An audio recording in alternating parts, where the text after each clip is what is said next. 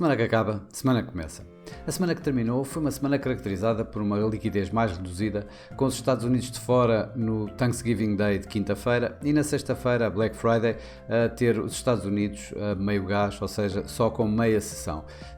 Esta semana foi também uma semana com poucos pontos fortes em termos de eventos ou de dados económicos, e as atenções estiveram mais em cima das minutas que saíram tanto do Banco Central Europeu como da Reserva Federal dos Estados Unidos. As minutas da Reserva Federal dos Estados Unidos mostraram que foram mais dovish do que aquilo que Jerome Powell ao princípio teria apontado quando após a reunião da FOMC. De facto, as minutas continuam a apontar para uma taxa terminal que poderá ser um pouco mais alta, mas o ênfase das minutas foi muito mais para a diminuição do ritmo de subida de taxas de juros do que propriamente o acento tónico colocado por Jerome Powell na altura após a tal reunião. Os mercados foram muito mais impactados, por exemplo, no Banco Central Europeu, em que as minutas pela primeira vez reconheceram a hipótese, o Banco Central Europeu reconheceu a hipótese de uma recessão,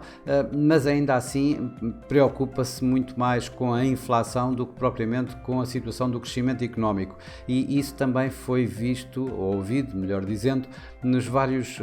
discursos que foram ouvidos dos responsáveis do Banco Central Europeu, principalmente Isabel Schnabel, que foi uma vez mais hawkish de serviço, dizendo que não avançar com uma nova subida de taxa de juros de 75 pontos poderá ser complicado e poderá dar maus sinais aos mercados sobre as intenções fortes do Banco Central Europeu para controlar a inflação.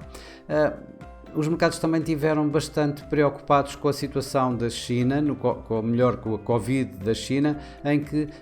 a política de tolerância zero, que poderia estar, digamos, a abrandar, acabou por desaparecer, de facto, e manter-se com novas restrições e novos confinamentos na China, o que poderá ser um entrave ao crescimento económico global, para todos os efeitos. Claro que isto mesmo assim, nos mercados acionistas, acabaram por terminar positivos. A Europa ganhou cerca de 1%, os Estados Unidos dividiram-se entre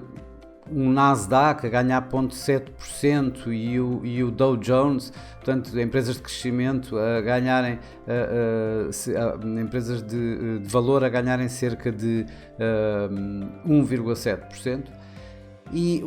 na Ásia também os mercados terminaram positivos, com exceção da China, em que Hong Kong perdeu cerca de 2%. Por Portugal, o PSI ultrapassou a performance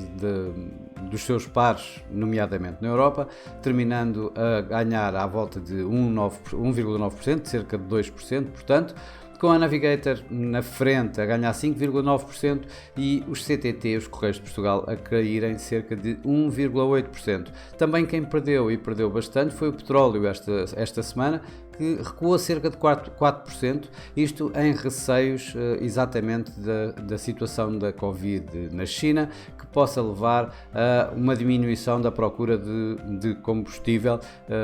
do maior importador de petróleo do mundo, praticamente. Nos mercados cambiais, o dólar continuou a cair, o dólar continuou a corrigir e praticamente face a todas as outras demais divisas, nomeadamente o euro, que acabou sustentado com a tal dialética dos responsáveis do Banco Central Europeu, e o euro-dólar terminou à volta de 1,04. A Libra foi, digamos, uma das grandes ganhadoras, em que o euro-libra acabou em torno de 0,86 e o libra-dólar chegou acima de 1,21. E o Yen, que continuou bastante resiliente esta semana, que terminou com o dólar Yen abaixo dos 140. Também ainda de salientar a subida de taxa de juros por parte do Banco Central Neozelandês em 75 pontos base, e que falou inclusive de chegar aos 100 pontos base de subida de taxa de juros,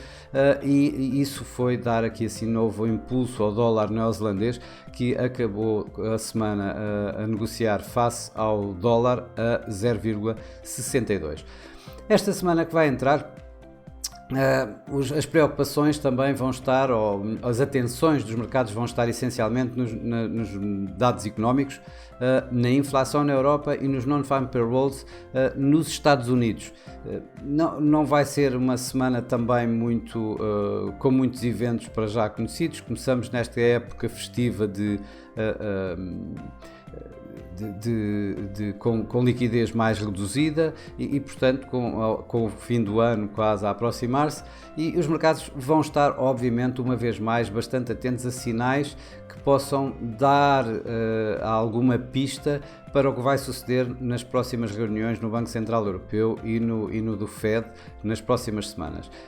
Para isso vão ouvir com atenção os discursos que vão haver esta semana, tanto por parte de Christine Lagarde como por parte de Jerome Powell, e obviamente todos os outros que também se vão suceder, mas estes são de facto os mais importantes. Vão estar bastante atentos também exatamente para tentar tirar pistas e conclusões do que vai acontecer nas próximas reuniões. A inflação na Europa talvez seja o ponto mais importante em termos da zona euro, em que é esperada que haja um abrandamento da inflação dos 10,6% verificados em outubro para cerca de 10,4% neste mês de novembro. Nos Estados Unidos, o grande ponto serão os non-farm payrolls no último dia da semana, na sexta-feira, em que se vão estar à espera de cerca de 200 mil novos postos de trabalho, depois dos 261 mil do relatório de outubro, mas